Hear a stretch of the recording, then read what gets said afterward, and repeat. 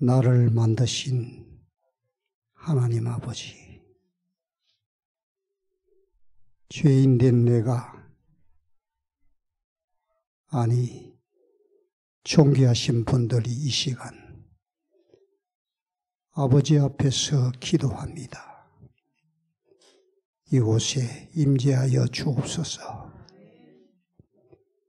부족한 저와 존귀하신 귀하신 분들의 육신의 고통과 아픔이 창조주 하나님께서 저희들에게 주신 영생의 첫 시작임을 알 수 있기를 원하나이다. 지금 이 시간 기쁜 마음과 설레임으로 임하여 주옵소서. 예수께서 이르시되 나는 부활이요 생명이니 나를 믿는 자는 죽어도 살겠고 무릇 살아서 나를 믿는 자는 영원히 죽지 아니하리니 이것을 네가 믿느냐? 요한복음 12장 24절의 말씀. 아버지, 하나님께서 가까이 함이 내게 큰 복이라. 내가 주 여호와를 나의 피난처로 삼아 주의 모든 행적을 전파하리라. 시편 73편 28절 말씀. 하나님 아버지,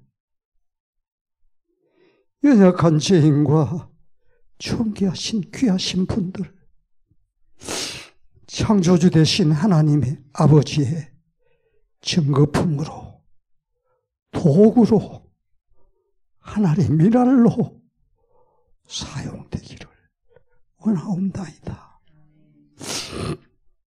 오늘 이 아침에도 하나님께서 존귀하게 임재하여 사용하시는 주민호 목사님, 하용판 장로님, 심령에서 나오는 말씀, 저희들을 저와 존귀하신 귀하신 분들의 마음속 깊이 각인시켜 주십시오. 아버지 믿습니다. 부족한 죄인, 예수 그리스도의 존귀하신 신성으로 감사하며 기도드리옵나이다. 아멘. 편히 쉬셨습니까? 이 아침에 하나님의 축복이 이 자리에 참석하신 모든 분들에게 역사하게 되기를 간절히 바랍니다. 어떻게 잠자리 불편하지 않으셨습니까? 예. 하나님의 은혜로 또 이 아침 새 활력을 주신 하나님께 감사를 드리고 또 우리에게 새 생명을 주신 하나님께 찬양을 드립니다. 세상은 갈수록 많아져가고 있습니다. 제가 교회를 1976년도에 교회를 나오기 시작했습니다. 제 친구가 교회로 인도를 했어요. 제 마음속에는 교회를 가고 싶은 생각이 참 많았습니다. 근데 아무도 교회를 인도해 주지 않는 거예요. 제 아버님이 뭐 하는 분이었냐면 사주 관상을 보는 분이었습니다. 그리고 일종의 무당 같은 분이셨어요. 굿도 하시는 분입니다. 굿 아시죠? 네, 굿도 하시고 이런 분이셨고, 그 다음에 이제 그 이사를 가시는 분이 있으면 이사 가는 그 날짜 택이라고 하는 사주 관상 토종 비결 이런 걸 하시는 분이셨어요. 또 돌아가신 분들을 위한 묘자리 이걸 봐주는 그런 분이셨습니다. 한 번은 아버지가 그러는 거예요. 야, 아버지가 너 사주관상을 좀 봐주마. 저한테. 예, 무슨 생각에서 그러셨는지 모르겠지만 예, 사주관상을 보신다 이렇게 얘기를 하시면서 이렇게 얘기하시는 겁니다. 너는 교회를 가거나 절에 가야 성공할 수 있다는 거예요. 예. 저는 그때 그 말이 무슨 말인지 몰랐습니다. 근데 이제 그 아버지의 말이 제게는 상당히 좀, 제 아버지께서 이제 그런 걸 하시는 분이기 때문에 제 마음에도 그걸 좀 믿는 마음이 있었던 것 같아요. 근데 이제 절에 가는 것은 제 마음에 그렇게 허락이 되지 않았고, 교회를 가고 싶다는 생각이 좀 들었었습니다. 근데 어느 날 제 친구가 저를 교회로 인도했는데, 그 친구는 교회를 나오지 않아요. 저를 이제 인도해 놓고 그 친구는 교회를 나오지 않고 있는데, 그 뒤로부터 이제 저는 계속해서 교회를 나오게 되었고, 어제 저 잠깐 말씀을 오후 시간에 드렸었는데, 삼육대학을 가게 되었고, 또 신학을 공부하게 되고, 오늘 이 자리까지 서게 되었습니다. 목사가 된 것이죠. 목사가 되겠다는 생각은 갖질 않았었습니다. 왜냐하면 목사가 돼가지고 다른 사람들의 영혼을 책임지는 것이 대개는 너무도 버거운 거예요. 이건 제가 할 수 있는 그 영역에 벗어나는 것이라 생각했습니다. 너무 제게는 막중한 영혼을 책임지고 그 영혼들에게 하나님의 생명의 말씀을 먹여야 되고 그들을 정말 영생의 길로 인도한 것이 내겐 너무도 버겁게 느껴진 거예요. 그래서 신학은 공부는 하지만 목회를 할 거라고는 전혀 생각을 안 했었습니다. 저는 이제 가르치는 걸 좋아해가지고 오히려 교사가 되려고 생각을 했었어요. 제게는 중등학교 교사 자격증이 있습니다. 그래서 이제 교사가 될 거라 생각하고 이제 기다리고 있는데 어느 날 좀 희한한 일이 벌어졌어요. 제가 대학교 4학년 때까지 자전거를 한 번도 타본 적이 없었습니다. 그만큼 이제 문화 혜택을 전혀 받지 못하고 자란 거죠. 근데 어느 날 제가 이제 그 삼육대학을 다니면서 우유 처리실, 어제 제가 잠깐 오후에 우리 소그룹에서 말씀을 드렸었는데 삼육대학에 우유 처리실이 있었어요. 삼육대학의 우유는 상당히 고급 우유였습니다. 지금은 없어졌는데 그 당시 어떤 분들이 그 우유를 이용했냐면 강남에 계신 분들, 그분들이 주로 그 우유를 많이 이용을 했었어요. 그래서 이제 제가 그 우유 처리실에서 이제 근무하면서 거기서 이제 먹고 자고 또 낮에는 공부하고 그렇게 1년 반을 지내게 되었습니다. 그리고 이제 새벽 4시 반쯤에 일어나가지고 우유차들이 쫙 들어와요. 그럼 직원들이 아무도 없고 제 혼자 다 일을 해야 되는 거예요. 그 박스들을 다 내려가지고 다 이제 그걸 다 이제 이렇게 내어주고 이렇게 하면 보통 한 7시쯤 됩니다. 이제 아침에 한 2시간에서 2시간 반 정도 혼자 일을 다 하는 거죠. 냉장고에서 그 박스를 내가지고 다 이렇게 우유를 이제 제공해주고 그 다음에 이제 아침 가서 이제 수업을 받고 이렇게 하는데 보일러실에 제 후배가 한 사람이 있었어요. 근데 그 친구는 날마다 자전거를 타고 이제 다니는 겁니다. 그래서 이제 어느 날 자전거 한번 좀 타고 싶은 생각이 드는 거예요. 그래서 그 친구한테 자전거를 좀 배워달라 이렇게 요청을 했습니다. 한 번도 자전거를 타본 적이 없으니까. 근데 그 친구한테 자전거를 배웠는데 낮에 배우는 거 좀 창피하잖아요. 저녁에 깜깜한 그 운동장에서 그 친구 도움을 받아가지고 일주일 만에 자전거를 마스터를 했습니다. 자전거를 타고 나니까 신나더라고요. 그 자전거를 딱 타고 나니까 어떤 생각이 드냐면 나도 목회를 할 수 있겠다. 자전거하고 목회하고 무슨 상관이에요? 왜냐하면 자전거를 타고 다녀야 집집을 방문할 수 있으니까. 네. 그때 무슨 마음이 들었는지 모르겠지만 자전거를 타고 나니까 이제 목회를 할 수 있겠다는 생각이 드는 겁니다. 그래가지고 아주 급선회해가지고 야, 나도 목회를 할 수 있겠구나. 네, 이런 생각이 들어서 목회를 시작을 하게 되었습니다. 제가 목회를 하고 난 다음부터 계속 제가 증거하는 기별이 뭐였냐면 예수님의 재림에 대한 기별이었어요. 예수님께서 머지않아 오신다는 기별을 저는 상당히 많이 증거를 했습니다. 제가 교회 나올 때부터 계속 들었던 말씀이 예수님의 재림에 대한 기별이었어요. 예수님께서 머지않아 속히 오신다는 기별이었습니다.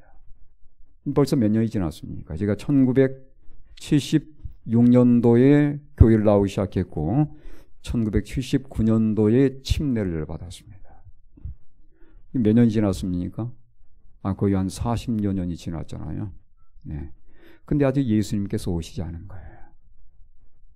그래서 혹자는 생각하기를 예수님께서 혹시 영으로 오시는 것이 아닌가라고 생각하는 분들이 계실 수 있습니다. 네. 물론 어떤 교단은 예수님께서 이미 영으로 오셨다고 가르치는 교회도 있습니다. 근데 제가 그때 예수님의 재림의 기별을 듣고 예수님의 재림을 증거하던 그때와는 지금은 확연히 달라졌어요. 네, 지금은 성경에 말하는 예수님의 징조들이 너무도 분명하게 일어나고 있습니다. 지진도 많아졌고 질병도 많아졌고 기근과 그 다음에 화재와 홍수와 태풍과 이런 사건들이 훨씬 더 많아졌어요. 그러면서 제 마음속에 재림에 대한 더 확신이 들게 되는 것이죠. 저는 예수님께서 금방 오실 것 같습니다. 여러분 어떻게 생각하실지 모르겠어요. 제가 볼 때는 정말 빠른 시간 내에 예수님께서 오실 거라는 믿음이 들고 세상에 들어간 모든 것들을 보면서 이제는 우리가 진정 깨어야 될 때라는 그런 확신을 갖게 됩니다. 제가 내일 아침인가요? 내일 저녁인 것 같은데요. 그때 예수님의 재림에 대한 내용을 여러분 잠깐 말씀드리면서 정말 중요한 징조 가운데 하나를 여러분께 말씀을 드리고자 합니다. 예수님의 재림을 우리가 어떻게 준비할 것인가? 물론 어떤 분들은 예수님의 재림을 위해서 나름대로의 피난처를 준비하신 분들이 꽤 있습니다. 저는 그것이 전혀 쓸모없는 일이라고 생각하지는 않습니다. 나름대로의 어떤 삶을 준비하는 것도 필요하겠지만 가장 중요한 것은 뭐냐면 정말 내 마음이 예수님과 연결되는 거예요. 그렇지 않습니까? 우리가 아무리 좋은 지역에 들어가서 좋은 환경 가운데 거한다고 할지라도 예수님과 내 마음이 연결되지 않으면 아무런 소용이 없는 겁니다.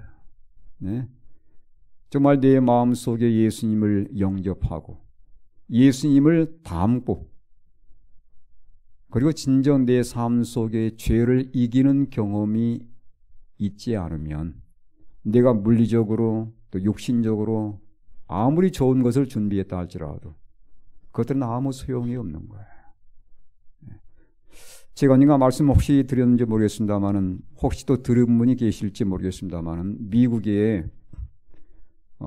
최근 들어서 정말 돈이 많은 분들이 종말 대피소를 준비를 했어요. 종말 대피소. 이 밖에서 볼 때는 거의 그냥 아무것도 없는 것처럼 보이는 곳입니다. 아주 한적한 지역에다가 이 지구에 장차 있게 될 여러 가지 재난들을 대비해서 종말 대피소를 만들었어요. 그게 뉴스에까지 보도가 되어 있었습니다. 심지어 제가 그 기사를 읽어보니까 어떤 내용까지 있냐면 한국의 부자들도 그곳에 분양을 신청했다는 얘기가 있어요. 돈 많은 분들이 자신의 육신의 안전을 위해서 그 종말 대피소를 분양받기 위해서 신청했다는 그런 얘기가 뉴스에 나왔습니다. 보니까 이게 완전히 호텔처럼 잘 되어 있어요.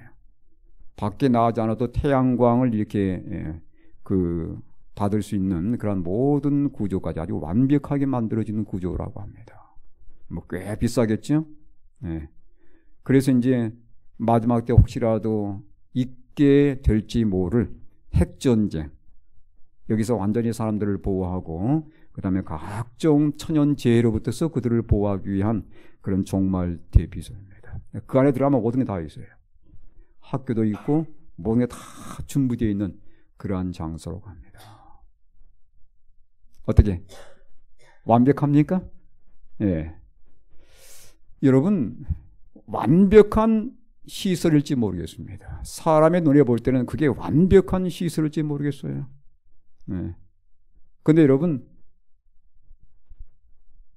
예수님께서 그들의 삶 속에 거하지 않으면 사람이 지어놓은 모든 것들은 하나의 지푸라기에 불과한 거예요. 예. 완전히 무너지고 없게 될 것입니다. 마지막 때 세상의 재앙이 우리 사람들이 상상하는 그 이상으로 그 재앙들이 임할 것이기 때문에 아무리 사람이 완벽한 그러한 구조로 만들었다 할지라도 하나님께서 주시는 이 세상의 마지막에 있게 될 그 재난을 결코 피할 수 없는 거예요. 여러분, 거기에 들어가면 사람이 죽지 않습니까? 사람의 병들어 죽게 되어 있는 거예요. 얼마 동안은 평안하게 살 수 있겠죠. 그러나 결코 우리 사람들의 삶에 임하는 사망을 결코 해결할 수는 없다는 사실입니다. 물론 그 안에 병원도 있고 모든 게 다 우리 사람의 육신의 눈으로 볼 때는 완벽한 시설이 되어 있는 곳이지만 결코 그것도 사람의 죽음을 피할 수 없는 곳이라고 하는 것이에요. 그래서 제가 오늘 이 아침에 여러분께 좀 증거하기 원하는 기별은 바로 이 기별입니다. 믿음으로 말미암는 의의 기별이에요. 왜 이 기별이 중요하냐면 이 기별은 우리로 하여금 넉넉히 예수님 안에서 구원을 얻게 하는 기별입니다. 또한 우리의 삶을 예수님처럼 닮게 해주는 기별이에요. 나아가서는 우리로 하여금 모든 세상의 죄로부터서 이길 수 있는, 이기게 하는 그러한 기별이 믿음으로 말미암는 의의 기별입니다. 어떤 교회에서는 우리가 예수님을 믿기만 하면 구원받기 때문에 내가 아무리 많은 죄를 지어도 믿기만 하면 돼. 죄를 짓고 또 믿고, 죄를 짓고 또 회개하고, 이런 삶을 계속해서 반복하는 사람들이 너무도 많습니다. 그분들은 죄로부터 구원받기를 원하는 사람들이 아니에요. 죄 안에서 구원받으려고 하는 사람들입니다. 여러분, 그런 분들은 결국은 믿음을 포기할 수밖에 없게 되는 거예요. 예수님께서 우리에게 주시는 이 믿음으로 말미암는 의의 기별은 죄 안에서 구원받는 것이 아니고 죄로부터서 구원받는 기별이에요. 죄를 온전히 떠나게 하는 기별입니다. 그래서 죄를 미워하고 죄를 싫어하고 죄를 이기게 하는 기별이 이 기별인 거예요. 그래서 예수님의 재림을 기다리는 하나님의 백성들에게 있어서 가장 중요한 기별이 저는 이 기별임을 개인적으로 확신합니다. 오늘 이 아침에 이 내용을 가지고 좀 잠깐 살펴보도록 하겠습니다. 여러분, 계시록 14장은 이렇게 세 부분으로 나눠져 있습니다.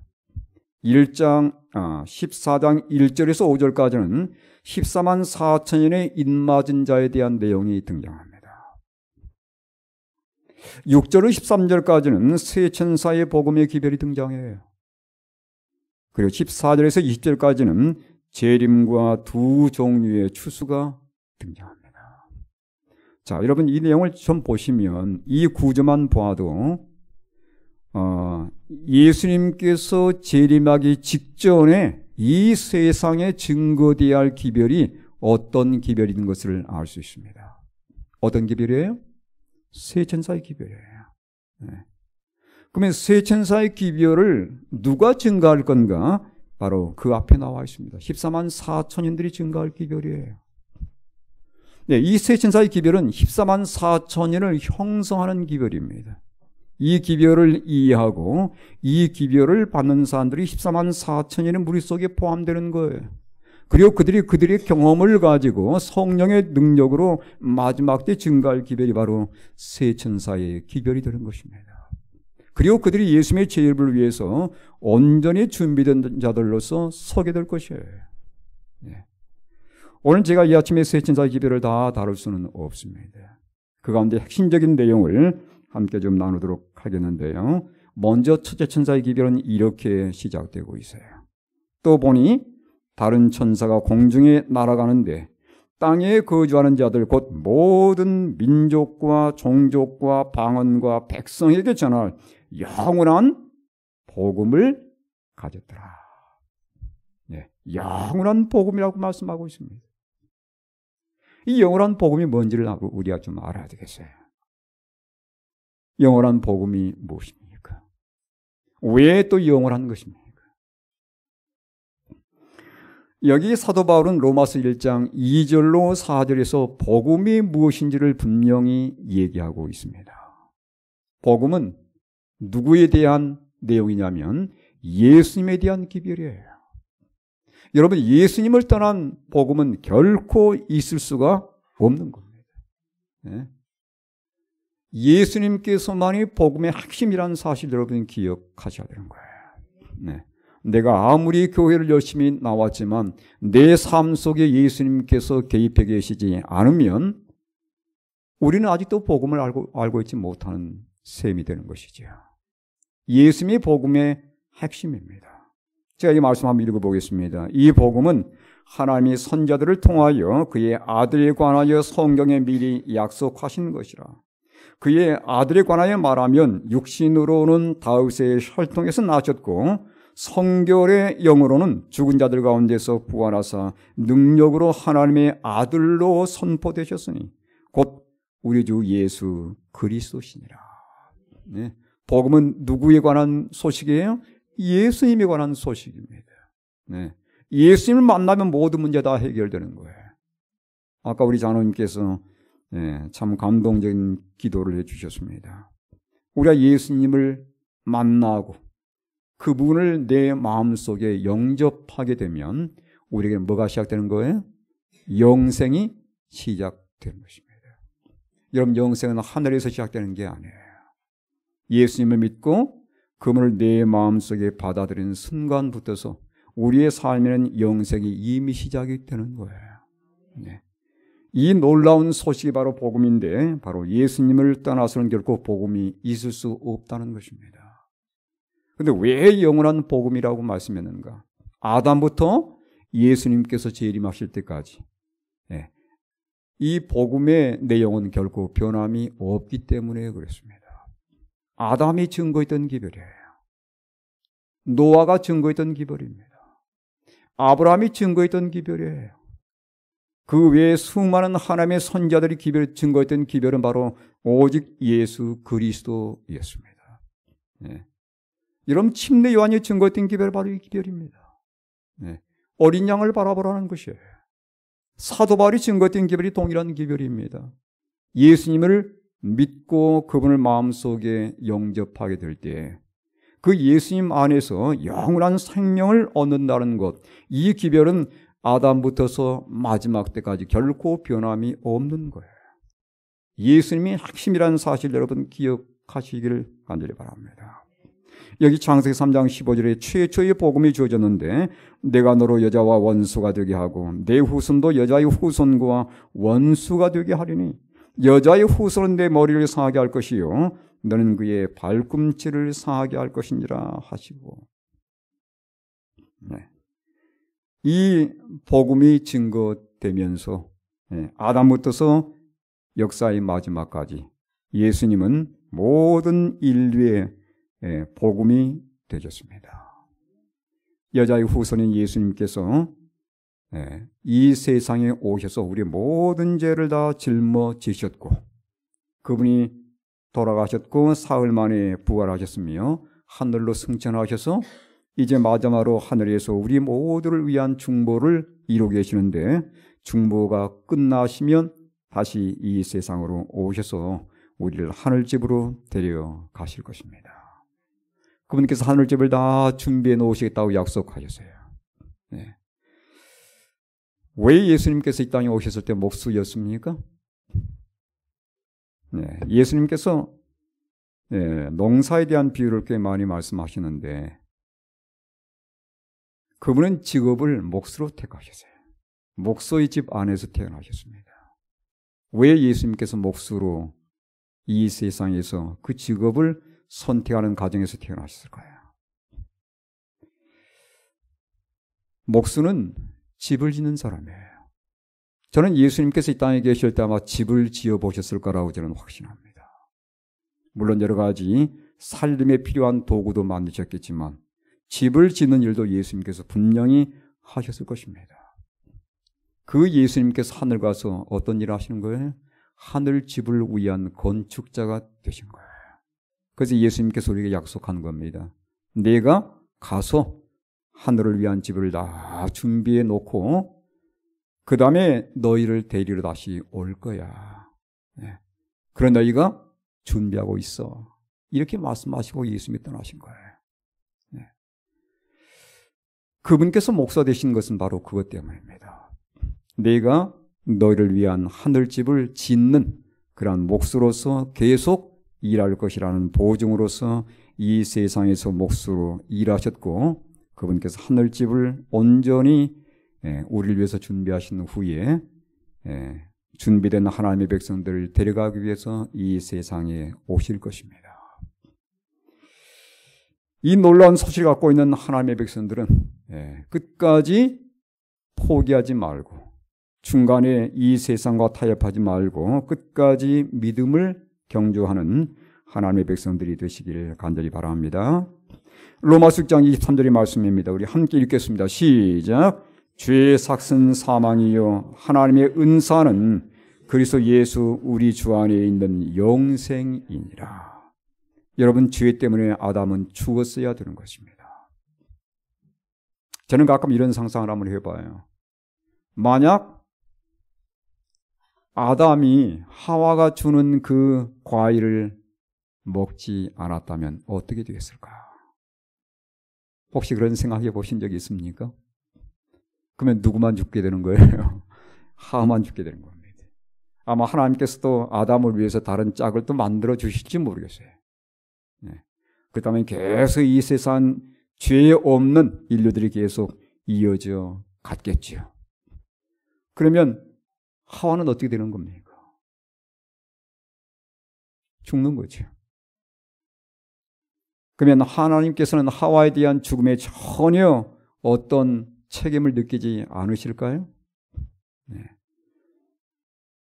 여러분, 우리 예수님은 비록 이 세상에 한 사람의 죄인이 있다 할지라도 그 죄인을 구원하기 위해서 오셨을 것입니다. 그게 바로 우리 하나님의 사랑이에요. 만약 이 세상의 모든 사람들이 의인이고 내 한 사람만 죄인이었을지라도 내 한 사람을 구원하기 위해서 예수님이 이 세상에 오셨을 거라는 사실입니다. 그러니까 예수님의 사랑은 이 세상에 70억의 인구가 있기 때문에 80억의 인구가 있기 때문에 80억 분의 1로 나눠지는 게 아니에요. 마치 이 세상에 내 한 사람만 있는 것처럼 사랑하신 것입니다. 십자가의 사랑은 바로 그런 사랑이에요. 이 세상에 내 한 사람만 있는 것처럼 예수님은 우리를 사랑한다는 것을 여러분 기억하시게 되길 바랍니다. 아담은 어쨌든 열매를 함께 나눠 먹고서 죽었어야 되는 거예요. 그런데 아담이 거의 10세기를 살았습니다. 10세기. 거의 1000년 가까이 살았어요. 930세까지 살았습니다. 그가 그렇게 살 수 있었던 것은 무엇 때문입니까? 아담이 범죄자마자 즉각 누가 생겨나기 시작했어요? 중보자가 생겨나기 시작한 거예요. 그래서 아담이 즉각 죽지 않은 겁니다. 하나님께서 중보자로, 예수님께서 중보자로 서셨고 언제까지? 역사의 마지막까지 예수님께서 우리 인류에 대한 중보자로 서셨기에 사람에게 즉각적인 형벌이 가해지지 않았다는 것입니다. 여기 뭐라고 말씀하냐면 죄의 삭은 사망이라고 했어요. 자, 여기 보시면 자 이렇게 한번 보여드리겠습니다. 죄의 삭은 사망이라고 그랬죠? 그 다음에 보세요. 하나님의 은사는 뭐라고 했어요? 영생이라고 말씀합니다. 죄의 삭시입니다. 삭은 뭐냐면 값을 요구하는 거예요. 예. 이 세상에 살면서 우리가 얼마나 죄를 많이 즐겼습니까? 이게 값을 내야 돼요. 예? 이 세상에 살면서 우리가 죄를 많이 누렸고 죄를 많이 지었고 죄를 즐겼습니다. 이게 값을 내야 될 거 아니에요.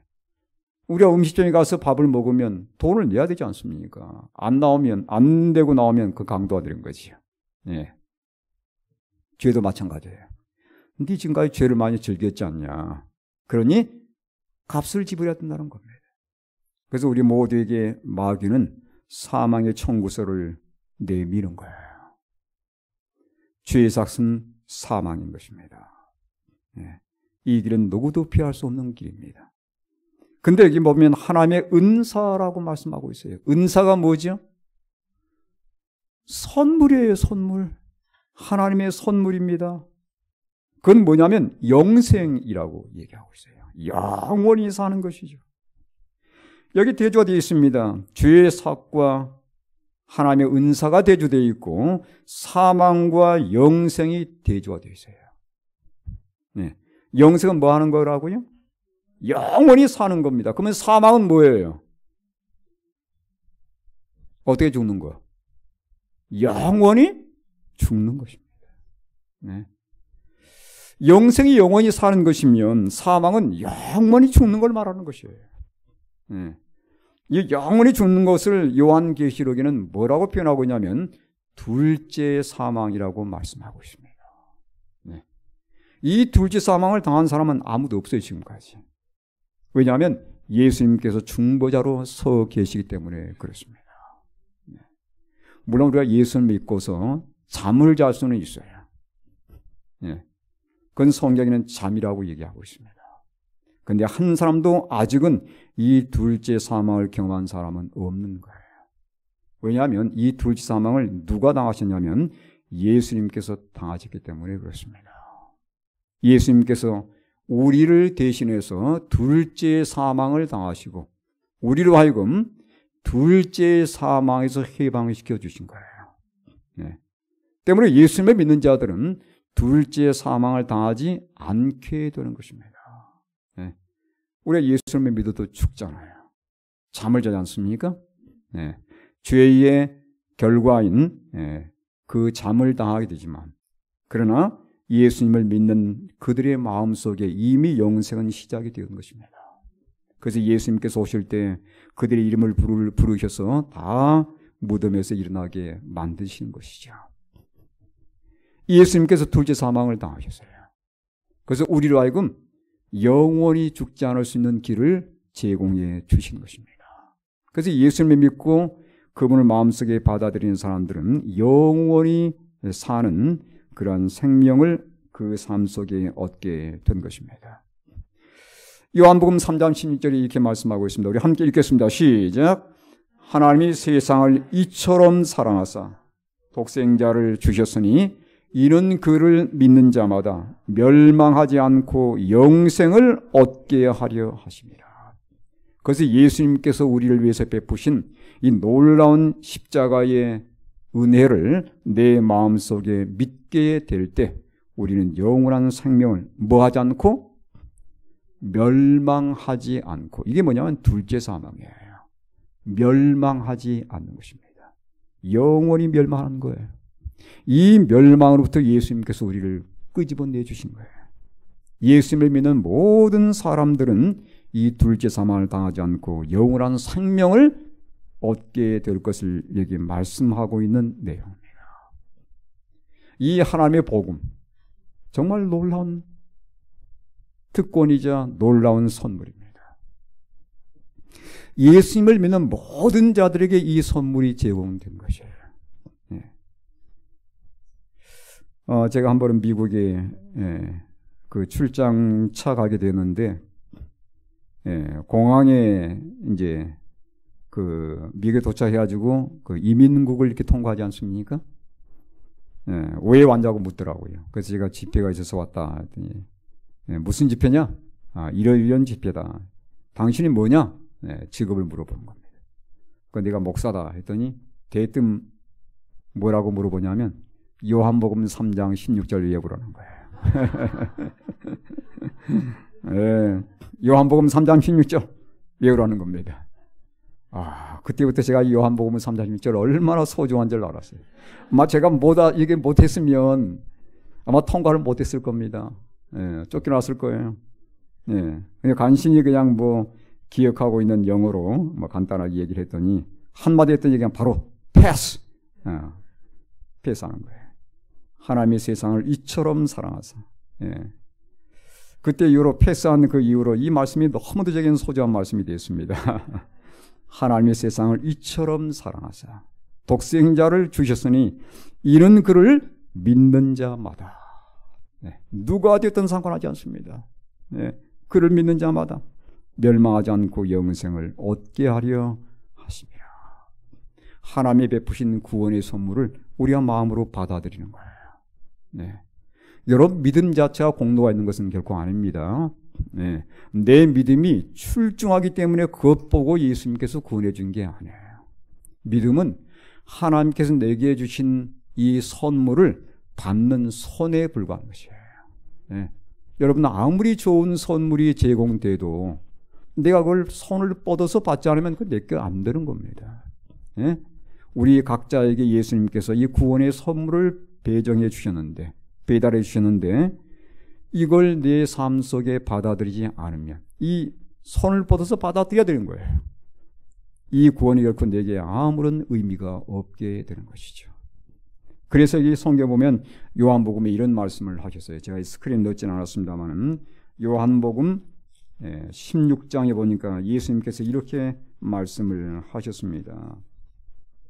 16장 9절에 죄에 대하여라 함은 그들이 나를 믿지 아니하며. 죄가 뭐예요? 여러분 우리가 죄를 지었기 때문에 하늘에 못 가는 게 아니에요. 네? 죄를 지었기 때문에 하늘에 못 갈 사람은 아무도 없는 겁니다. 죄 때문에 하늘에 못 가는 게 아니고 믿지 않기 때문에 못 가는 거예요. 네.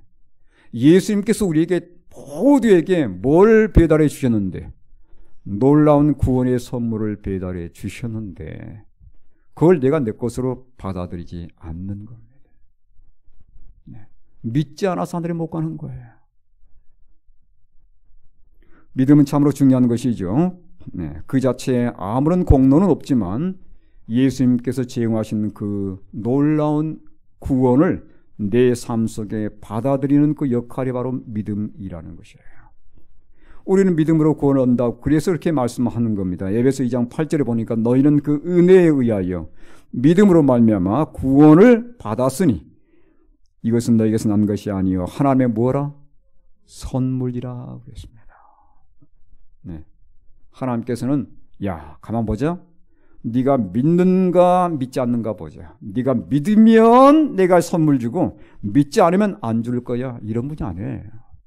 선물을 주시고 이걸 받아들이게 하는 거예요.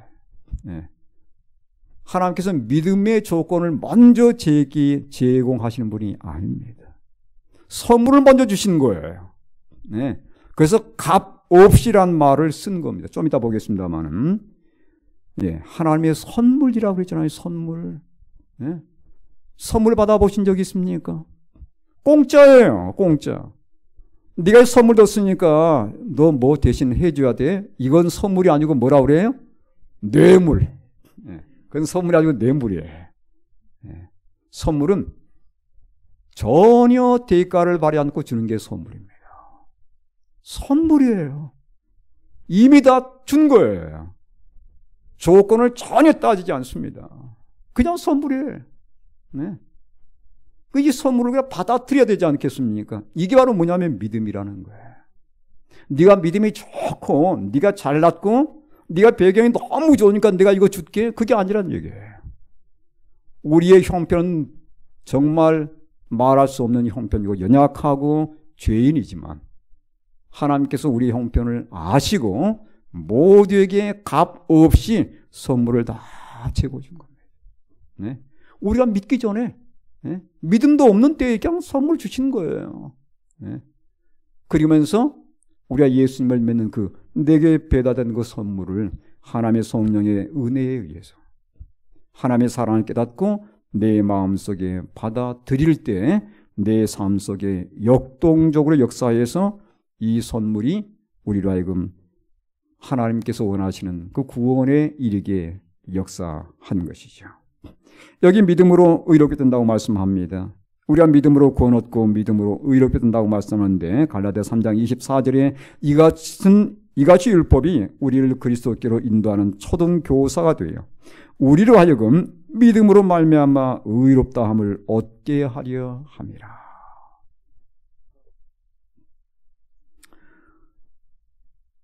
믿음이 무엇입니까?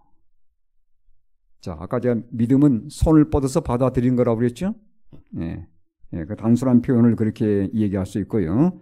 믿음에 대한 얘기를 잠깐 좀 드리도록 하겠습니다. 한 등산가가 있었습니다. 그의 목표는 아르헨티나에 있었던 그 큰 산, 그 산 이름이 아콩카구아 산이라고 해요. 아콩카구아 산. 높이는 6,962m라고 합니다. 이 산을 정복하기 위해서 그는 1년 동안 준비를 했어요. 그리고 혼자서 이 산의 정상까지 가기로 그런 계획을 세웠습니다. 아무도 동반하지 않고 혼자 그 산을 정복할 것이라고 생각했습니다. 그는 그 전에 여러 산들을 정복했기 때문에 이 정도면 충분히 가능할 것이라고 생각했습니다. 장비를 준비하고 그는 산을 오르기 시작했어요. 새벽 일찍이 가장 빠른 시간에 산을 정복하고 내려올 거라 생각하고 산을 오르기 시작했습니다. 근데 이제 시간이 점점 지나면서 산에 올라다 보니까 높아지면서 산소 부족하고 그다음 몸도 힘든 거예요. 터벅터벅 올라다 보니까 급기야 해가 넘어가기 시작한 겁니다. 하늘이 달이 뜨지 않았어요. 하늘이 별만 총총한 그 밤을 혼자 걸어가는데 자칫 잘못 발을 디뎌가지고 미끄러져 버렸습니다. 네. 고지를 한 100m 정도 놔두고서 그냥 미끄러진 거예요. 몸이 구르기 시작하는 겁니다. 엄청나게 빠른 속도로 몸이 구르더니 밧줄에 딱 걸려서 대롱대롱 매달렸어요. 어디 절벽에 매달린 겁니다. 밑에는 뭐가 있는지 저는 모르는 거예요. 그는 그 순간에 하나님을 찾았습니다. 하나님, 제가 지금 죽게 되었습니다. 저를 살려주십시오. 했더니 음성이 들려왔답니다. 그래, 너 평소에 나를 믿지 않잖아. 너 나를 믿어? 예, 하나님 믿습니다. 하나님 도와주세요. 저를 살려주세요. 그래, 네가 나를 정말 믿는단 말이지? 예, 믿습니다. 그래, 그러면 네 몸을 감고 있는 지금 밧줄이 매달려 있어요. 그것을 잘라라. 네. 잘랐겠어요? 네. 잘리면 어찌 되는 겁니까? 그 다음날 이 사람이 줄에 꽁꽁 매달려진 채 얼어서 죽은 몸으로 발견이 되었어요. 놀라운 것은 이 사람과 땅 사이는 60cm. 몇 cm요? 60cm밖에 되지를 않았습니다.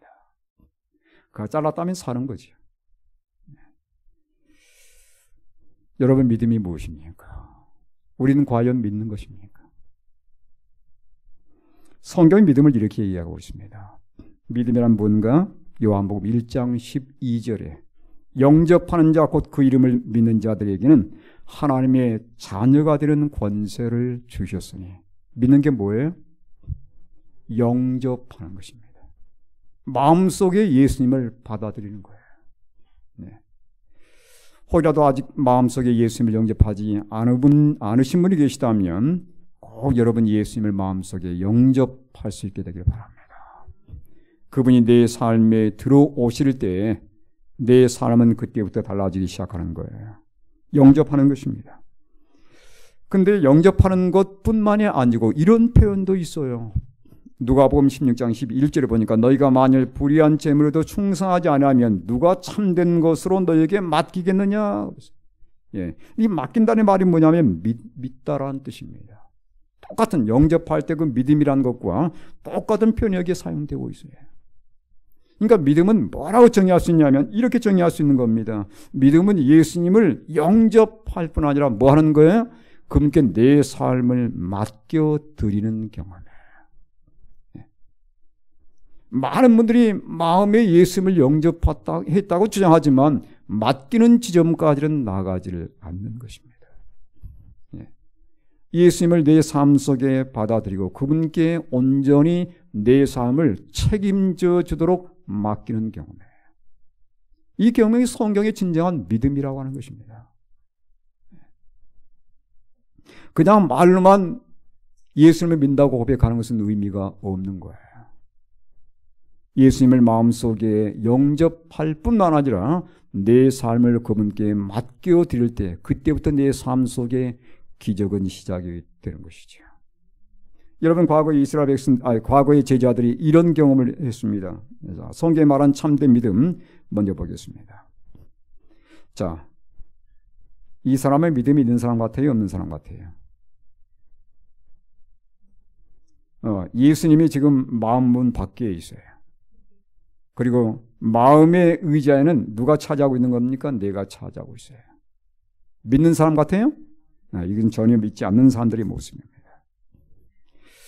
이분은 어떻습니까? 예수님을 영접한 것처럼 보이는데 여전히 중심은 누가 자리 잡고 있는 거예요? 내가 차지하고 있는 거예요. 많은 성도들이 이러한 삶을 벗어나지 못하고 있습니다.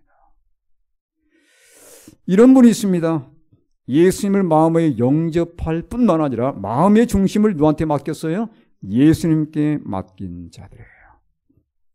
여러분, 마지막 때는 두 종류만 있습니다. 첫 번째 종류의 사람이거나 아니면 마지막에 있는 사람이라 두 종류만 있게 되는 거예요. 가운데 있는 존재는 반드시 왼쪽으로든지 아니면 오른쪽으로 반드시 선택을 해야 되는 것입니다.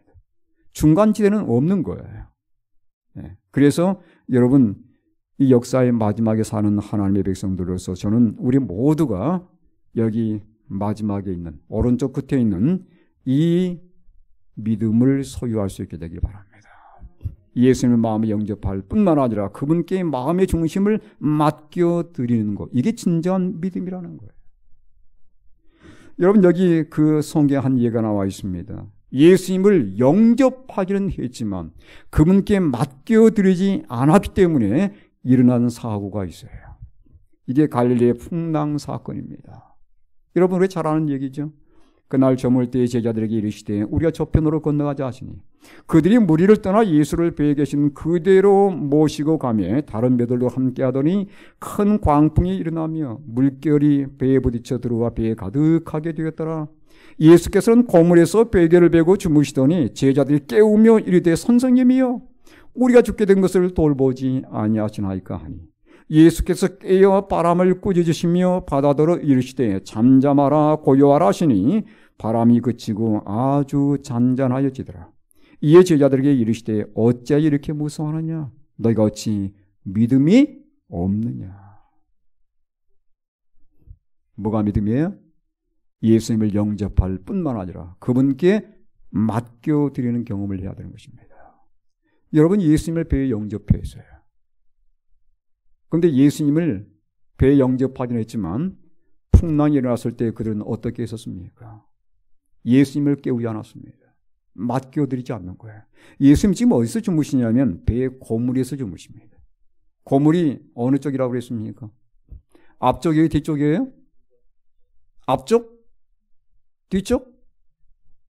어느 쪽이에요? 앞쪽. 배 뒤쪽입니다. 앞쪽을 이물이라고 불러요. 배 뒤쪽이에요. 여러분, 배 뒤쪽은 선장실이 있는 곳입니다. 배에 키를 잡는 곳이 바로 뒤쪽에 있어요. 아마 그날 배의 키를 베드로가 잡지 않았을까 생각됩니다. 예수님께서 바로 그 옆에서 주무시는 거예요. 네, 거기에 베개가 있었다고 그랬죠? 이 베개는 가죽 방석이에요.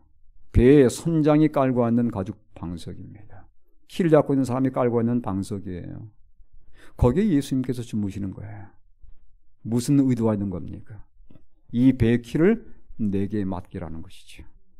그런데 제자들은 전혀 아랑곳하지 않았습니다. 폭풍이 일어났지만 예수님 직업이 뭐예요? 목수. 자기는 뭐예요? 어부. 누가 더 바닷일에 더 전문가입니까? 자기가 전문가예요. 그러니까 예수님께 전혀 맡기질 않은 것이지요. 얼마 동안 고생을 당했을까요? 예수님께 맡길 때까지 고생을 당한 겁니다. 여러분, 이것은 우리의 삶의 모습을 그대로 보여주는 거예요. 예수님을 영접했다고 고백하지만 그분께 맡기지 않는 삶의 모습이 우리의 모습이에요. 네, 믿는 사람과 믿지 않는 사람이 거의 똑같은 것입니다. 우리 삶 속에 여러 가지 크고 작은 풍랑들이 일어나지만 이걸 해결할 길이 없는 거예요. 내가 이걸 해결하기 위해서 이리 뛰고 저리 뛰지만 문제는 해결되질 않습니다. 언제까지? 우리는 할 것 다 해본 다음에 마지막으로 누구한테 오는 겁니까? 예수님께 오는 거예요. 그때까지 고통을 당하는 것입니다. 그때까지 고통을 당하는 거예요. 네. 진정한 믿음은 영접할 뿐만 아니라 맡기는 게 있다는 것을 여러분 기억하시기를 간절히 바랍니다. 맡겨보십시오. 너무도 평안합니다. 맡기세요. 네. 왜 내가 계획하고 왜 내가 그걸 하려고 하는 겁니까? 그러다 보니까 너무도 고민이 많이 되는 거예요. 네. 너무도 할 게 많은 겁니다. 맡겨버리면 너무도 평안한데 우리는 맡기지 못하는 것입니다. 여러분, 우리가 예수님을 믿고 마음속에 영접하고 그분께 맡겨드리는 경험을 하게 될 때 우린 진정한 의를 경험하게 되는데 아까 제가 말씀드린 것처럼 값 없이 선물이라고 제가 말씀을 드렸습니다. 의란 무엇일까? 제가 이제 이걸 좀 말씀드리고 마치도록 하겠습니다. 우리가 믿음으로 의롭게 된다고 말씀하는데 의란 말이 쉽게 말하면 죄를 용서받았다는 말씀이에요. 죄가 없는 무죄. 과거의 법정에서 과거의 헬라의 법정에서 의라고 선언하면 그건 뭐냐면 무죄란 뜻이 되는 겁니다. 죄가 없다는 얘기예요. 우리가 믿음으로 의롭게 된다는 것은 우리가 믿는 그 순간에 하나님께 죄를 다 덮어주신 거예요. 죄가 없는 사람처럼 취급해 주신 것입니다. 자, 근데 그 의라는 게 뭔지를 잠깐 성경적으로 좀 살펴보도록 하겠습니다. 요한일서 5장 17절에 보니까 모든 불의가 죄로 돼 사망에 이르지 아니한 죄도 있도다. 자, 불의가 죄라고 했어요. 잘 보셔야 됩니다. 요한일서 3장 4절에 보니까 죄를 짓는 자마다 불법을 향하나니 죄는 뭐라? 죄는 불법이라. 불의가 죄이고 죄가 불법입니다. 자, 그러면 불의는 뭡니까? 여기는 표현도 그대로 보세요. 불의는 뭐가 돼요? 불의는 죄이고 물론 불의가 죄 끝에 불의가 죄이고 죄가 불법이니까 불의는 불법이 되는 거예요. 불의는 불법이에요. 그러면 의는 뭐예요? 여기 있는 표현 그대로 보세요. 불자를 떼보시기 바랍니다. 불의가 불법이니까 의는 뭐예요? 의는 법입니다. 의는 법이에요. 의는 법대로 사는 거예요. 법에 의해서 전혀 문제가 없는 상태가 의가 되는 겁니다. 제가 왜 이 말씀을 드냐면, 자, 결론이 얘기 바로 의는 율법과 일치하는 삶을 사는 거예요. 어떻게 가능합니까? 자, 여기 보세요. 성경 말씀에 이렇게 말씀하고 있습니다. 로마서 2장 13절 읽겠습니다. 시작. 하나님 앞에서는 율법을 듣는 자가 의인이 아니요 율법을 행하는 자라야 의롭다 하심을 얻으리니 그랬어요. 누가 의롭다고요? 율법과 일치하는 삶을 살 때에 의롭게 된다는 거예요. 그런데 그 다음 말씀이 중요합니다. 그러나 자, 거기다 하나 좀 첨가시켰어요. 그러나 율법의 행위로 그의 앞에 의롭다 하심을 얻을 욕처가 있어요, 없어요? 없어요. 네? 우리가 율법과 정말 일치하게 되면, 율법과 율법을 온전히 준수할 수 있다면 의롭게 되는데, 안타깝게도 우리는 율법을 지켜서 의의를 얻을 수 없다는 겁니다. 왜요? 우리 이미 다 죄인되었기 때문에. 우리 이미 다 죄인되었기 때문에 여러분 교도소 내에서 아무리 그 사람이 착하게 살아도 역시 뭐예요? 죄인입니다. 모범수라고 그래요. 모범수. 모범수도 죄인입니다. 네. 우리가 이미 죄를 범했기 때문에 아무리 착하게 살아도 우리는 모범수일 뿐이에요.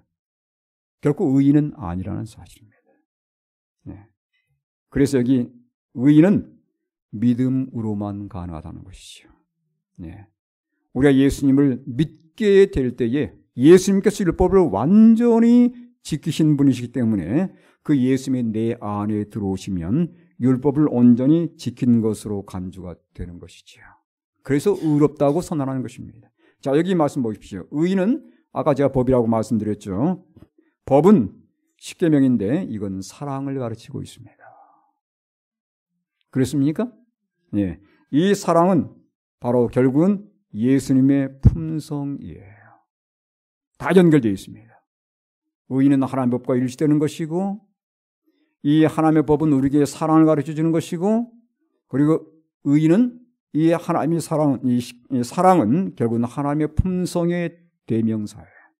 여기 분명 요한일서 4장 8절에 사랑하지 아니하는 자는 하나님을 알지 못하나니 이는 하나님은 사랑이라고 말씀합니다. 의인은 결국은 법이고 사랑이고 품성이에요. 그런데 우리가 이룰 수 있는 것은 하나도 없습니다. 이런 우리가 사랑할 수 있습니까? 우린 사랑 못해요. 사랑은 하나님께 속한 것입니다. 위로부터만 오는 거예요. 우리에겐 사랑이 없어요. 우린 사랑 못합니다. 예수님께서 내 마음이 역사해야 진정한 사랑할 수 있는 거예요. 우리는 품성 변화 가능합니까? 아닙니다. 우리 노력은 절대 불가능해요. 예수님께서 내 안에 들어오시면 가능한 것입니다.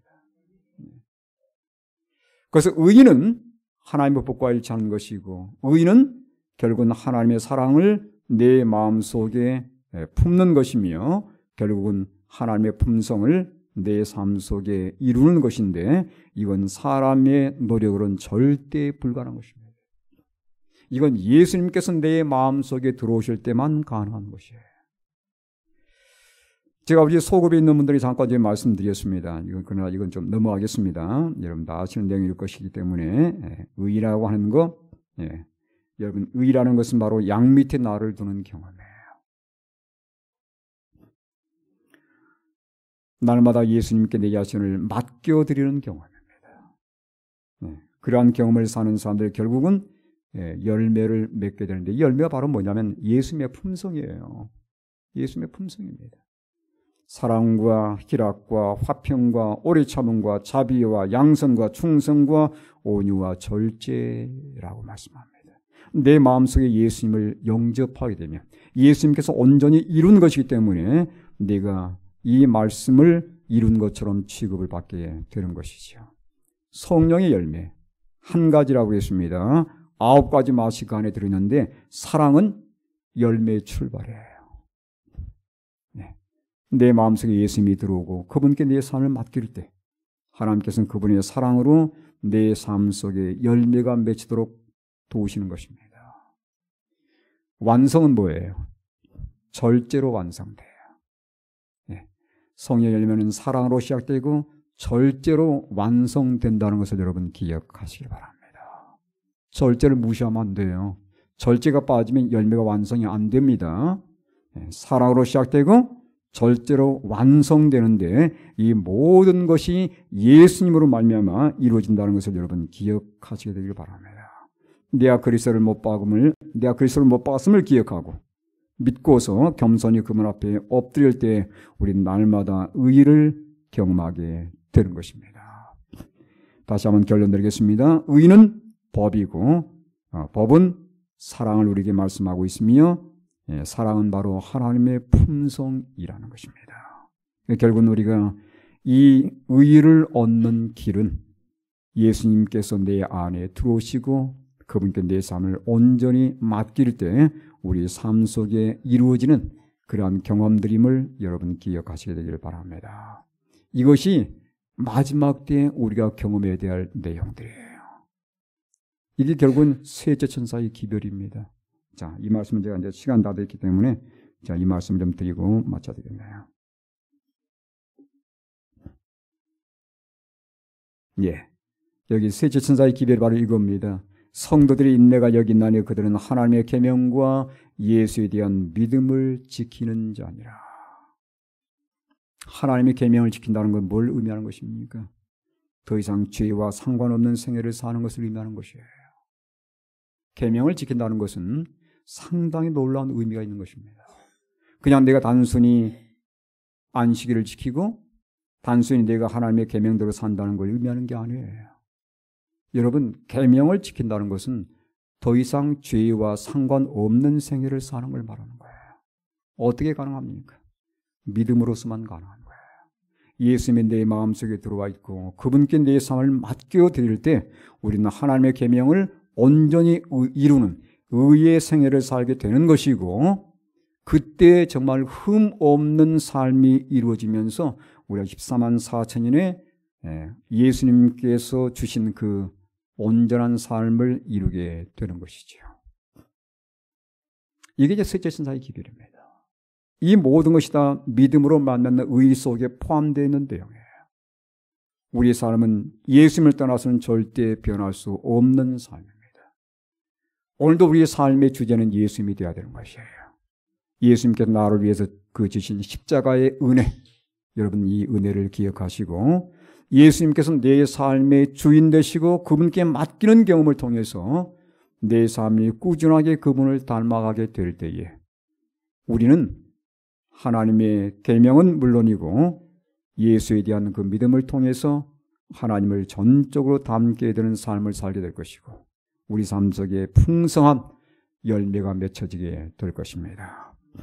이것이 예수님께서 오실 때에 하나님 앞에 설 수 있는 자들의 삶의 모습이에요. 저는 이 자리에 계신 우리 모든 분들이 이 역사의 마지막에 사는 백성들로서 정말 주님 오시는 그때에 그 영광 앞에 온전히 다 설 수 있게 되길 바랍니다.